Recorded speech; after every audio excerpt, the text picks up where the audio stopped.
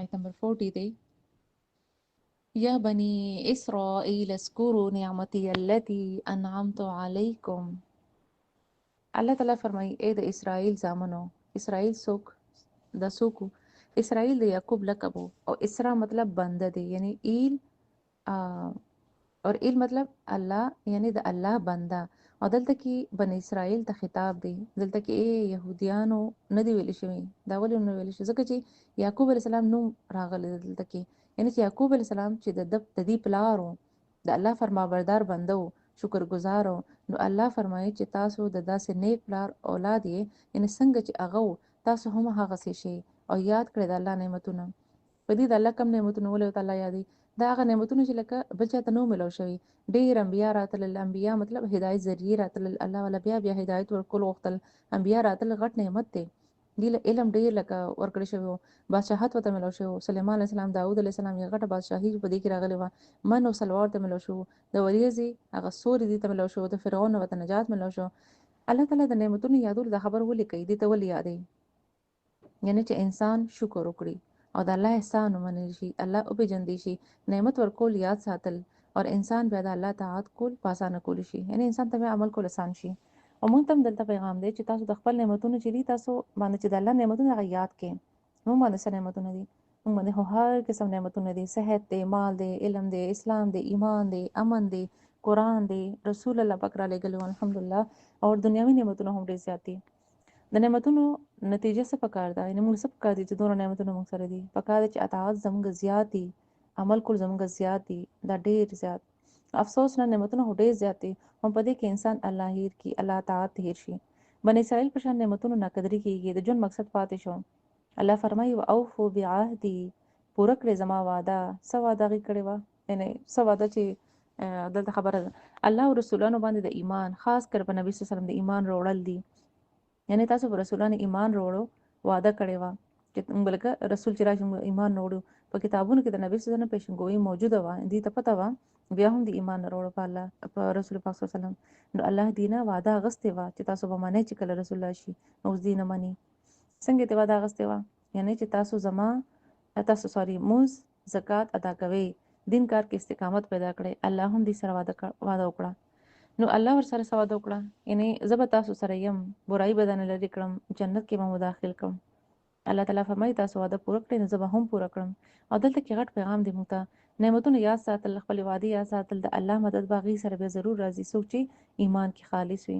موږ هم کلمه ویلې ده، دا وعده ده کنه الہ صرف یو منل، څه قسم شرک پوسره نه کوو، اطاعت به صرف د الله کوو. دې امت مسلمه دي خپل ذمہ داري دي پوره کړی. و ایا فرحبون، او صرف زمانه یریږي. دلته کې تاکید دی، یعنی يهود صرف لکه زمانه یریږي يهوديانو. دا خبر دلته يهود علماء ته کیږي، یعنی هغه به یریدل ځکه چې ځکه خو الله فرمایل چې صرف مان یریږي. هغه علماء سره ډیر ځات علم وو چې علماء بسوي نه باقي خلکو به اکوي. یعنی دی علماء سره دایره وا ک خلکو ته مطلب د نبی صلی الله علیه وسلم باندې چې دی ایمان وروړو او وایو چې لکه مطلب ک په نبی صلی الله علیه وسلم ایمان وروړو او وایو چې همدا رسول دی، نو د ذکر چې په تورات کې شوی نه داخله به زموږ عزت نه کوي، یعنی زموږ عزت مرتبه بیا ختم شي. او اصل کې دې ته پته و، اصل کې دا غي دین نه، اصل کې هغه د دین نه بزنس جوړ کړو. الله ورته فرمایي چې زمانه یریږي، خلکو نه مې یریږي، د دې پروا مکه حق ته بیانوي، حق ته م پټوي. دلته بدلېږي چې دا غي علماء دین چې دی هغه دین ته ډېر نقصان ورسو، مقام او مرتبه ولا ختم کړه، صرف دنیا سره محبت په وجه. آیت نمبر 41 دی و امنو بما انزلت مصدقا لما معكم. دیتا بل حکم دی چې په هغه ایمان وروړي چې ما نازل کړی دي. څه نازل کړی دی الله پاک؟ یعنی قران. او دا قران تصدیق کوي د څه چې تاسو سره دي، یعنی دا عام کلام نه دی. د تورات هم تصدیق کوي چې هغه صحیح کلام او ډېر خبرې به پکې د شریعت اغیله هم وي. الله فرمایي چې قران خو تاسو د کتاب خبرې کوي، یعنی تاسو د قران مخالفت ولې کوي؟ الله فرمایي مت تاسو انکار کیږي، اول انکار کوونکو پشان، یعنی مشرکین چې لکه امي وو، هغه د علم نه ای يهود تاسو سره خو کتاب دی، شریعت خو پکار، شریعت هم تاسو سره پکار، خدا چې تاسو اول ایمان والو ایمان وروړو، تاسو اول انکار شوي حالکه تاسو سره کتاب او د رسول انکار شوي. او دلته کې د آیت مطلب دا دی چې دا آیت خاص کر يهود علماء په باره کې دی چې تاسو اول کافران م جوړیږي، یعنی کدی ایمان وروړو په درو قبيلو به هم بیا دا چې کوم درې قبيلې دی به هم بیا ایمان وروړو. مکی والو با د دې علما نه تاسو کول چې دا رښتیا رسول دی، نو دی علما ورته انکار کو. الله فرمایي چې تاسو اول کافران ولې جوړیږئ؟ یعنی تاسو خو هڅه پته ده که تاسو انکار کوئ نو نور خلک به هم انکار کوي، د هغې ګناه بدله به هم تاسو ته ملاویږي، یعنی هغې به هم بیا کافران شي. ولا تشترو بآیاتي، زما آیتونه په کم قیمت مه خرڅوئ. څه مطلب؟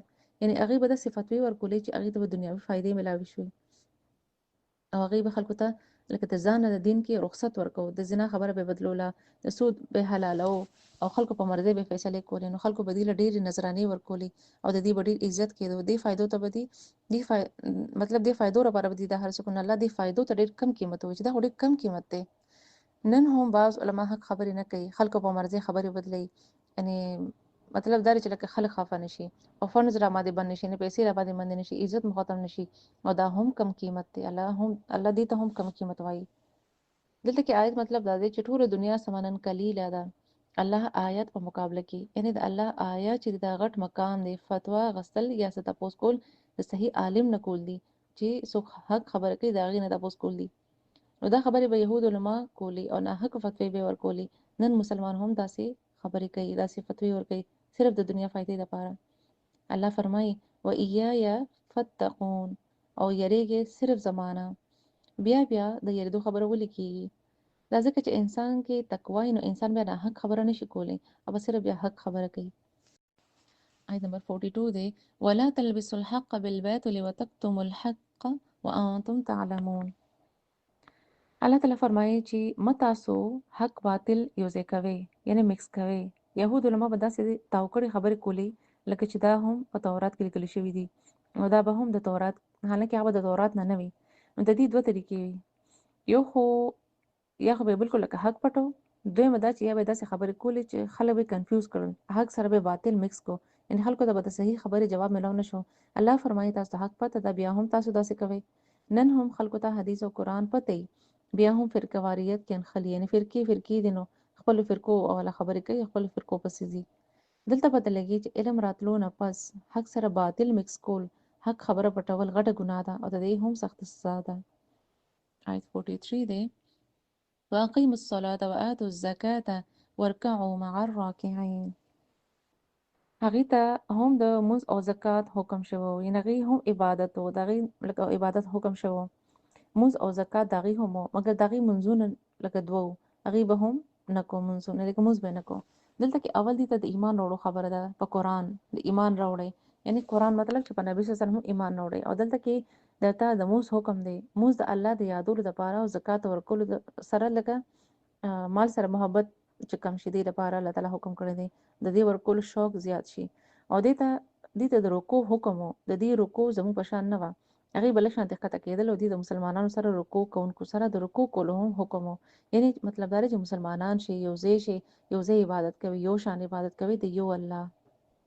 آیت نمبر 44 دی اتأمرون الناس بالبر وتنسون انفسکم. الله فرمایي تاسو خلکو ته د نیکۍ حکم ورکوي او ځان هیر کړئ، یعنی خپل عمل نه کوي، حالانکه تاسو کتاب والئ، کتاب وایه، خلکو ته نصیحت کول خو اساني، مګر خپل عمل کول ګران کاري. دلته دا مطلب نه دی چې خلکو ته د نیکۍ دعوت مو ورکوي یا دعوت مو وایي، ځکه چې انسان خپل عمل نه کول غواړي. نو دلته ویل کېږي چې لکه بیا تاسو چې لکه اول خپل عمل کوي، چې کله انسان خپل عمل کوي بیا خلکو ته وایي، نو الله به د هغه ژبه کې ډېر اثر پیدا کړي. او دلته دا ویل کېږي چې تاسو خلکو ته وایي نو خپل ولې عمل نه کوي، حالانکه تاسو سره هم علم شته. عمل کول بل ته کول دا جدا جدا څیزونه دي، خو بل ته کول نیکي ده، خپل عمل نه کول ګناه ده، د دې سزا انسان ته ملاوي دي شي. حدیث کې پته لګي چې د داسې خلکو نبی صلی الله علیه وسلم فرمایي چې د داسې خلکو جبې به د اور کینچو سره کټ کیږي او جهنم ته به داخليږي، یعنی څوک چې عمل نه کوي. افلا تعقلون، ولې تاسو عقل نه کار نه اخلئ؟ او دې سره خو علم ډیرو ښه پوهېدل، یعنی دا یهود، ځکه چې الله تعالی فرمایي چې ځان پوهه کړئ او د زړه نه هدایت واخلئ، خالص شي، صرف علم سره هدایت نه ملاویږي. دی علما وو مګر دی منل نه غوښتل. او دلته کې د عقل خبره ده چې سوچ وکړي چې ولې حق نه مني، ولې انکار کوي. حدیث ته نبی صلی الله علیه وسلم فرمایي د ټول نه بدترین علما بې عمل علما دي، یعنی چې عمل نه کوي. آیت نمبر 45 دی واستعینوا بالصبر والصلاة. الله فرمایي چې مدد غواړي صبر د مون سره. شاته خبرو شو چې عمل کوي، صرف نصیحت ما کوي، کچره عمل کول ګران لګي بیا د الله نه مدد غواړي. سسیس کې مدد غواړي، یعنی نیکی کول به مطلب که نیکي درته ګرانه لګي یا عام معنا دا ته که څه قسم الله نه مدد غواړي نو د صبر سره بیا غواړي او صبر سي یعنی نفس کنټرول ساتل صبر کول صبر په هر مصیبت باندې هر غم کې هر تکلیف باندې کول او هر وخت کې کول هر قسم بد اخلاقی باندې چې خلک د سره کوي او صبر دا چې انسان بیا لکه چغې دینه وخی جګړې دینه کوي شکایت دینه کوي که د دین معاملې که د دنیا معاملې د صبر دویم قسم ګناهونو باندې هم صبر دی پکار دی یعنی چې ګناه ونشي زړه به غواړي هو ګناهونه کارونه نه دي کول ځان کنټرول کول دي بل صبر قسم دار چې بنې کو باندې استقامت راوستل دا هم صبر دی چې انسان صبر کوي بیا ورپسې موږ کې الله به هم انسان له حوصله ورکوي او مدد بوله کوي حدیث مفهوم دی نبی صلی الله علیه وسلم فرمایي څوک چې صبر کول غواړي الله هغه له صبر ورکوي انها لکبیره الا علی الخاشعين ولکی کې دلته د موږ طرف ته اشاره ده یا موږ صبر دواړو طرف ته اشاره ده یا دا ټول معنی دي کې راځي چې موږ کول بل د نصیحت کول ایمان راوړل صبر کول دا کارونه د خشوع والو باندې درانه نه دي خشوع کون کې څوک دي یعنی خشوع یو داسې جذبه ده چې د چا عظمت لویوالی په دې وجه کېږي اور بیا انسان عاجزي کوي ښکته شي خشوع څوک کولی شي بل آیت کې جواب دی آیت نمبر 46 دی الذين يظنون انهم ملاقو ربهم وانهم الیه راجعون الله فرمایي خشوع هغه څوک کولی شي څوک چې د خپل رب سره ملاقات یا ساتي په دې یقین ساتي چې ورځ به واپس کېدلی الله طرف ته نو دې ته به نیکي کول ګران نه لګي هغه خلکو لپاره بیا اس کار ګرانې ده نه کې دې باندې درانه نه لګي نه بوج به نه لګي عمل کول ورته ګران نه لګي نه په خوشاله باندې به عمل کوي آیت نمبر 47 دی یا بني اسرائیل اذکروا نعمتي التي انعمت علیکم الله فرمایي ای بنی اسرائیل زما نعمتونه یاد کړئ چې ما تاسو باندې انعامونه کړی دي تاسو له درکړي دي دلته کې بیا بنی اسرائیل ته فرمایلی شو چې پوه شئ د الله احسان ومنئ یعنی په دې باندې چې تاسو ایمان راوړی دی په دې خبرو نو زما دا نعمت یاد کړئ لکه چې ما تاسو له دا په ټول جهان کې فضیلت درکړی دی په هغه وخت کې خو مختلف مذهبونه او خلکو له ځان جوړ کړیو او الله تعالی په هغې ټولو کې دی له فضیلت ورکو دی امت مسلمه جوړ کړل دی په توحید جوړ کړل الله تعالی خپل دین دپاره دی خوښ کړل دا غټ نعمت دا غټ عزت او هغې د دې قدر ونه کړو د خلکو پروا یې کوله او په کم قیمت یې دا هر څه ختم کړل خرڅ کړل آیت 48 دی واتقوا یوما لا تجزي نفس عن نفس شیئا الله تعالی ته فرمایل یریږي د هغه ورځې نه چې څوک د چا په کار به نه راځي یعنی دونه په هولو باوجود يهوديان دې ته خبره کیږي بیا نه پس عام خلکو تم کیږي چې دلته کې دای خبره ته نغې ته دا چې لکه دونه هر څه دلیلونه وته ورکړ نعمتونه وته ورکړ مطلب دا الله تعالی فرمایي چې دې پوه شي مګر ته هڅه باوجود دې نه پوهیدل نو الله دې ته هغه ورځ یاد کړه چې هغه ورځ فکر وکړي آخرت خبر کولو څه مقصد وو دا غي د مقصد چې د هغه ورځ هغه فکر وکړي نو بیا د خلکو پروا نه کوي ولا يقبل او په هغه ورځ به د چا سفارش هم نه قبليږي نه څه کې مدد به دغه کیږي یعنی دا غي مصیبت په هغه وخت کې چې انسان دې ته ګوري چې کاش مال سکرا شي مګر په هغه ورځ به څوک هم چاله سن شي کولی چاله به څوک سفارش هم نشي کولی او چاله چې الله وغواړي سفارش به صرف اغي لکېږي یعنی لکه دا سفارش دا د انسان په خپل خوښه بني دا به د الله په مرزي باندې کیږي او الله به هغه خلق خوښ کړي چې د چا د پاره سفارش وکړ دی نو په هغه ورځ به د چانه په بدله کې مسا غستل کیږي نه یعنی چې دا بنده خلاص شي د انسان خلاص شي په هغه ورځ به ټول سهاریم ختم شي ټول مددگار امید ختم شي په کوم چې لکه دنیا کې خلکو ځانه جوړ کړی دي چې دی زما په کار راځي